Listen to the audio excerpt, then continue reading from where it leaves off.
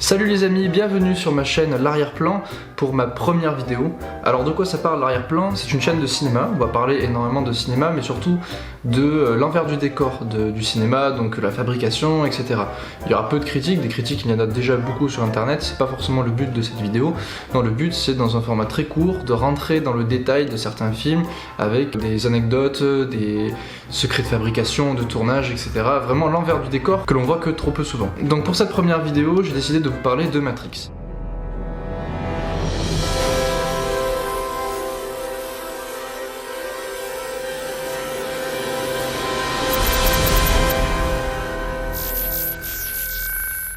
Alors pourquoi Matrix? Déjà parce que c'est un film qui m'a beaucoup marqué, et ensuite cette année c'est les 20 ans du film. Ça me paraissait être la bonne occasion de parler de ce film qui est quand même un film majeur du cinéma qui aujourd'hui est devenu culte. Si vous n'avez pas vu Matrix, regardez-le quoi, parce que c'est un film quand même important et surtout c'est un super bon film, vous allez passer un très bon moment, il y a de grandes chances. De quoi ça parle? C'est inexplicable en fait, le mieux c'est que vous le voyez, que vous faites votre propre opinion, que vous voyez par vous-même. Alors Matrix c'est un film réalisé par les sœurs Wachowski qui est sorti en 1999. C'est un film qui est culte aujourd'hui on peut le dire, et qui a beaucoup marqué son époque, notamment lors de sa sortie. Pourquoi? Parce que c'est un film qui est original, complexe, ambitieux et à la fois très divertissant. Donc c'est un mélange, on va dire, vraiment très intéressant qui permet d'avoir plusieurs niveaux de lecture et d'intéresser beaucoup de monde en fait, puisque on va à la fois prendre du plaisir et à la fois se poser pas mal de questions. Et si on regarde le cinéma aujourd'hui, on n'a plus trop ce genre de film en fait. C'est pour ça que ces films de cette époque-là deviennent aussi importants aujourd'hui. Bon, il y a le temps qui passe, il y a toujours le c'était mieux avant, mais surtout, on peut remarquer qu'aujourd'hui, dans le cinéma de divertissement, le cinéma populaire, on a peu de films de cette ampleur. On a peu de films, disons, qui sont divertissants, et en même temps originaux et assez ambitieux. Il y en a toujours, mais c'est moins le cas. Prenons par exemple les sorties de la semaine. Alors on a quoi? On a un remake, une suite, un remake, une suite, une dub, un remake, une suite. On va dire que c'est un petit peu pauvre, un petit peu frileux quoi. C'est pour ça que des films comme Matrix, on peut dire qu'on a cette nostalgie aujourd'hui de films qui étaient beaucoup plus ambitieux tout en étant grand public. Je peux citer d'autres exemples de films très populaires, notamment dans ces années-là, comme par exemple Gladiator. My name is Gladiator. Ou Titanic. On apprend à accepter la vie comme elle vient. Qui sont des films très ambitieux, très populaires, grand public, performants sur la forme, sans jamais non plus en négliger le fond. Dans le cas de Matrix, ça va quand même assez loin. Faut dire que Matrix c'est un film quand même qui est assez complexe et qui brasse de nombreuses thématiques. Il y a de quoi se faire un peu péter le cerveau.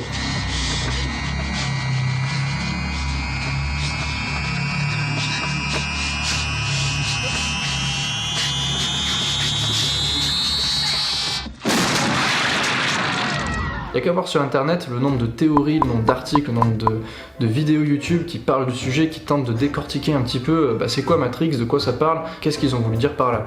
Parce que bon, Matrix, quand tu le regardes, à la fin, la première fois, t'as l'impression que les mecs, ils ont un peu fumé en fait quoi. Bref, Matrix c'est énormément de questions. Des questions sur la nature humaine, sur les conséquences des avancées technologiques, c'est un peu un Black Mirror des années 90, mais également des questions sur l'écologie. Tous les mammifères sur cette planète ont contribué au développement naturel d'un équilibre avec le reste de leur environnement. Mais vous, les humains, vous êtes différents. Vous vous installez quelque part et vous vous multipliez. Vous vous multipliez jusqu'à ce que toutes vos ressources naturelles soient épuisées.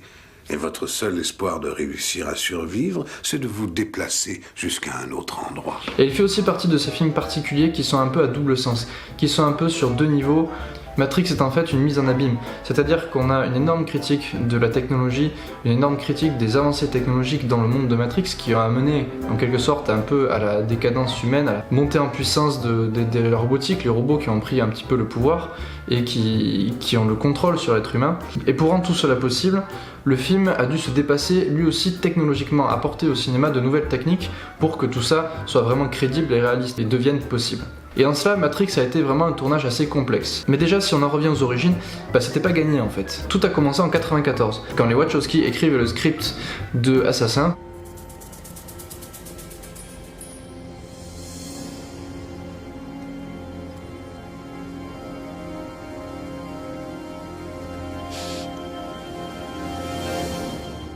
Eh bien c'était vraiment leur premier scénario, leur premier script connu. Un certain Lorenzo Di Bonaventura achète les droits de ce script, ainsi que deux autres scripts, celui de Bond et plus tard celui de Matrix. Bound, ce sera leur premier film aux Wachowski. I'm not apologizing for what I did. I'm apologizing for what I didn't do.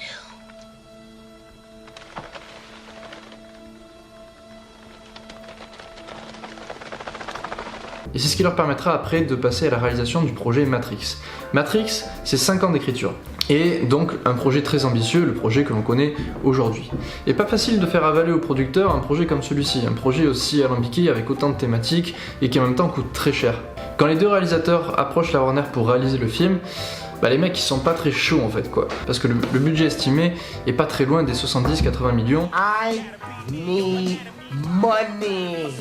Du coup, la production ne ferme pas totalement la porte. Elle leur donne le droit à 10 millions de dollars pour tourner le film. Sauf que bon, 10 millions de dollars, c'est un petit peu maigre en fait. Les Wachowski disent ok, on prend les 10 millions, on va faire le film. Sauf que pendant ce temps, ils donnent pas trop de nouvelles, ils font leur truc dans leur coin et en fait ils ne tournent que la toute première scène. Vous savez cette scène avec Trinity qui est poursuivie par les agents sur le toit? Eh bien c'est cette scène là dont je parle.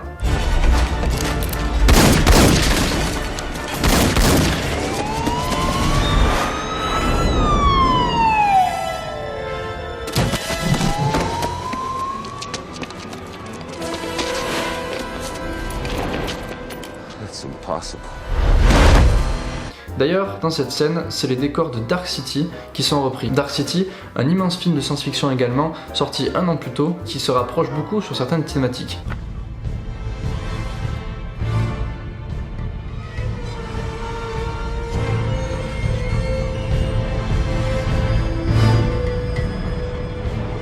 Et alors après, ils reviennent voir les producteurs avec leur introduction en fait. En fait, c'était assez couillu. Faut dire que les mecs, en fait, ils ont dû poser leurs balls quoi. Parce que quand c'est ton premier film avec un studio comme la Warner qui t'accorde un budget, même si c'est 10 millions de dollars, faut le faire de dire bon, nous on fait notre propre truc dans notre coin, c'est notre intro, on va pas faire le film comme c'était prévu et on verra bien quoi. Il fallait le faire. Les mecs, ils ont dû vraiment les poser. Et je pense que c'est peut-être pour ça qu'aujourd'hui, ce sont les sœurs Wachowski en fait. Les sœurs Wachowski sont donc arrivées auprès des producteurs avec juste cette introduction du film. Les mecs étaient pas très chauds, finalement ils ont regardé et ils ont dit c'est pas mal en fait. C'est plutôt crédible, on a envie de savoir la suite, l'atmosphère est bien posée, c'est intéressant, l'action est percutante.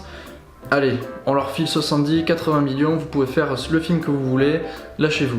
Et heureusement finalement, heureusement parce que sinon il n'y aurait pas eu de Matrix et il n'y aurait pas eu même beaucoup de choses après.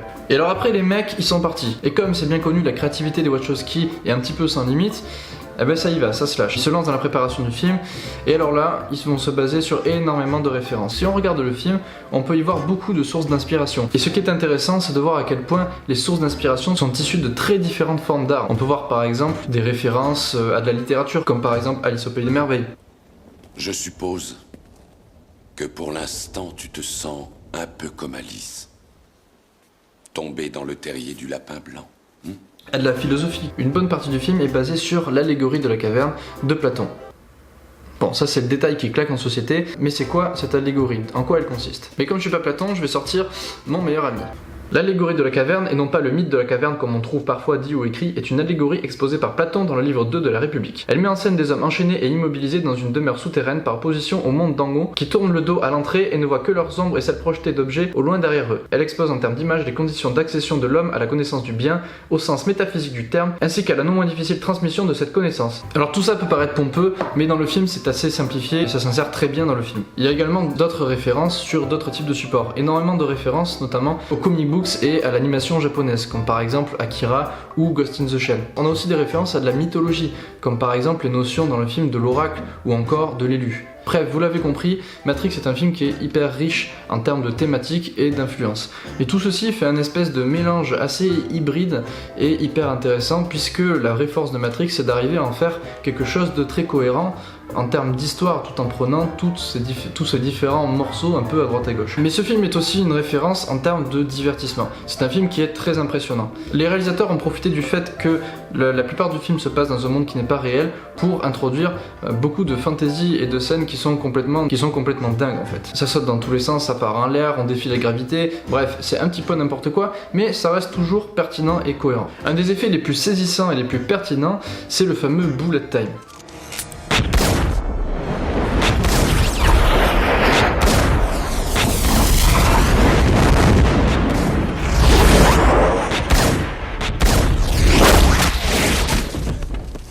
Alors c'est quoi un bullet time?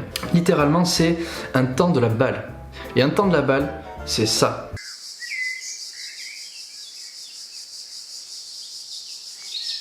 Et c'est exactement pour ça que les acteurs portent tous des lunettes de soleil dans le film.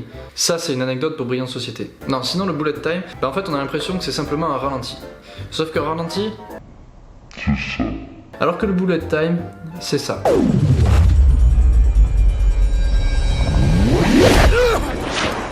Alors, c'est quoi la différence entre les deux? Bien, la différence entre les deux, c'est que le bullet time permet d'avoir une action au ralenti, alors que la caméra, elle, se déplace dans un mouvement tout à fait normal, libre, à une vitesse beaucoup plus rapide. Et on ne peut pas appliquer ça avec des méthodes traditionnelles. Il faudrait que le mec se déplace à peu près à 100 à l'heure pour pouvoir, après, en ralentissant le rythme de la vidéo, avoir une caméra qui se déplace rapidement avec un mouvement normalement ralenti. Bah, c'est juste qu'il y a un petit problème de physique en fait. En 1997, pour une pub pour Chien Neuf, Michel Gondry a vraiment introduit ce système-là et a apporté la technologie.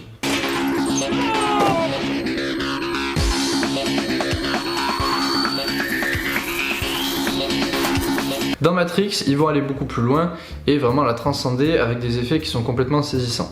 En quoi ça consiste? En fait, le bullet time, ça consiste en une série d'appareils photo disposés dans le sens du mouvement qui, avec un temps différentiel très court, va prendre toute la série de photos pendant que l'acteur effectue l'action qui sera ralentie par la suite.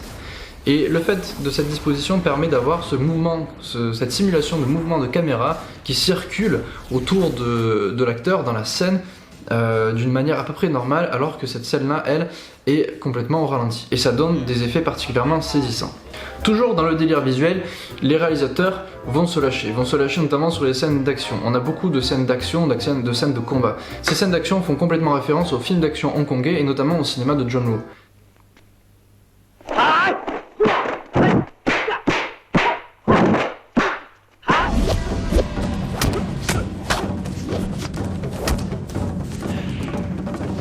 Les réalisateurs vont profiter du fait que le monde ne soit pas réel pour y introduire énormément de fantastique, de fantaisie, de choses qui défient complètement la gravité. Et là-dessus, ce fut pas si simple. Sur le tournage, les acteurs ont dû se surpasser. Outre un entraînement classique assez intensif, une fois sur le plateau, il a fallu faire des cascades à peu près hors du commun. Les acteurs ont notamment été trimballés un peu dans tous les sens et ont dû surmonter un peu leurs limites physiques. Notamment dans cette scène où Morpheus, joué par Laurence Fishburne, combat l'agent Smith, qui lui est joué par Hugo Weaving, dans une salle qui est complètement pleine de poussière. Il se balance des grosses tatanes à coups de tête dans le mur et de coups de poing dans le carrelage, et ça génère beaucoup de poussière. Et il se trouve que, pour l'anecdote, l'acteur Laurence Fishburne est allergique à la poussière. Il a donc fallu qu'il endure les multiples prises à la tête dans la poussière, avec les allergies sur les yeux, du maquillage pour essayer de cacher tout ça, et revenir dedans, éternuer toutes les 2 secondes, et ceci pendant plusieurs jours. C'est un détail comme beaucoup d'autres de scènes qui furent assez intensives dans le film. Vous me direz, il y a beaucoup de films, notamment aujourd'hui, où c'est le cas, où on voit de plus en plus d'acteurs se surpasser physiquement, faire leur propre cascade. Je pense notamment à Tom Cruise, qui est vraiment l'acteur emblématique de ce genre de choses.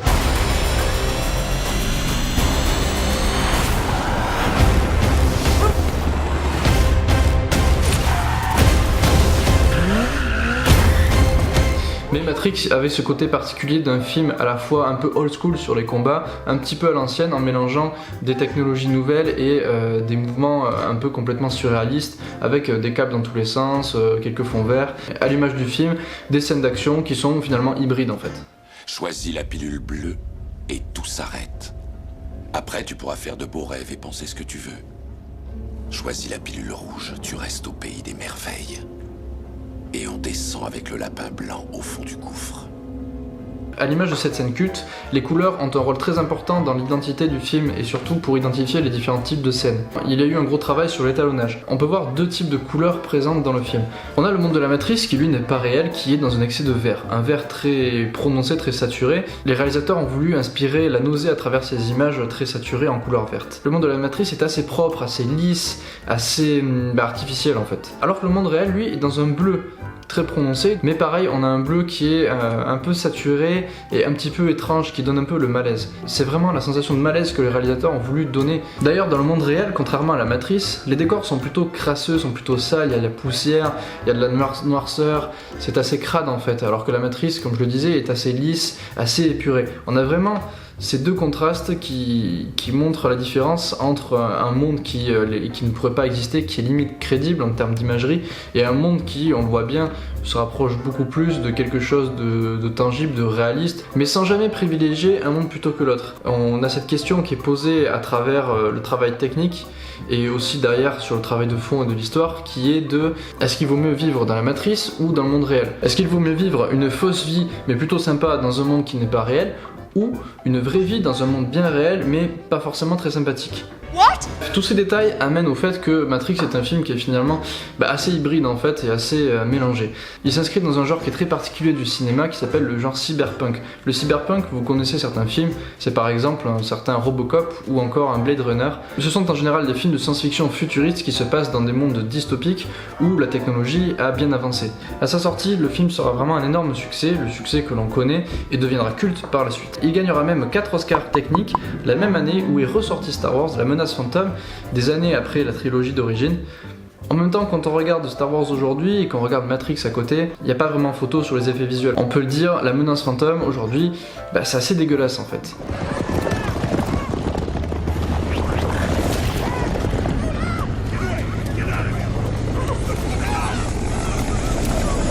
Alors que Matrix, il y a un côté rétro, il y a un petit côté punk un peu ancien, mais ça a conservé son charme et surtout c'est toujours très crédible. Finalement, Matrix deviendra quelques temps après le plus gros succès de la Warner, mais pour peu de temps car quelques années plus tard, un autre mastodonte, un autre film, une saga finalement, viendra écraser Matrix et s'asseoir sur le trône.